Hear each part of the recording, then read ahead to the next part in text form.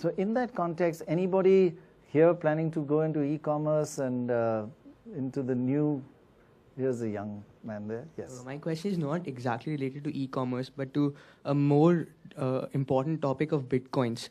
Bitcoins. Nothing more important than e-commerce. No, Bitcoins is fascinating. Reading your book, Fault Lines, it comes out as you somebody who is not pro-government intervention. Being from the Chicago School of Thought, you propagate more free markets. So I want to know, and Bitcoins has specifically very good advantages for a developing nation.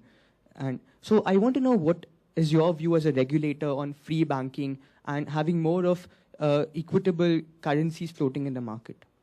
See, I think we're still watching the evolution of these kinds of currencies. One of the problems that we envisaged with Bitcoin, one of course was the securities issues, and you've seen that they're not as secure as people thought they were, and there have been stolen Bitcoins and so on.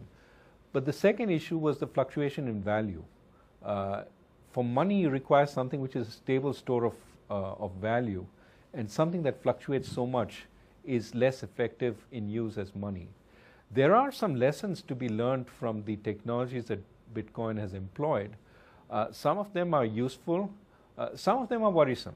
And we have to see how we take on board such technologies. I have no doubt that down the line, we will be moving towards primarily a cashless society, okay?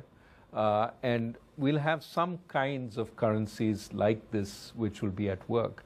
For us as the Reserve Bank, this may happen maybe 10, 15, 20 years from now, but we'll have to figure out how we make money, because you know, the way we generate most of our revenue is through forms of seigniorage. People are willing to hold currency free of interest, and that's how we make money.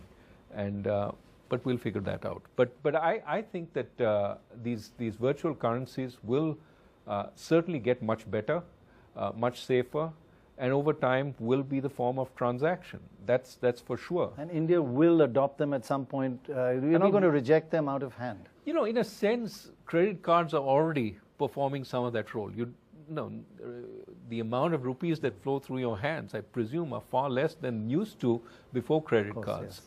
And so this is going to go all around. We're going to have near-field contact devices. You just tap and go. I mean, all that we want to permit. You want to permit? We want to permit. I mean, we're not saying we're going to lose money, therefore we won't do it. We'll find some other way of getting money. Maybe government will fund us eventually. Oh, no. That will be a nightmare. Okay, coming to government fund.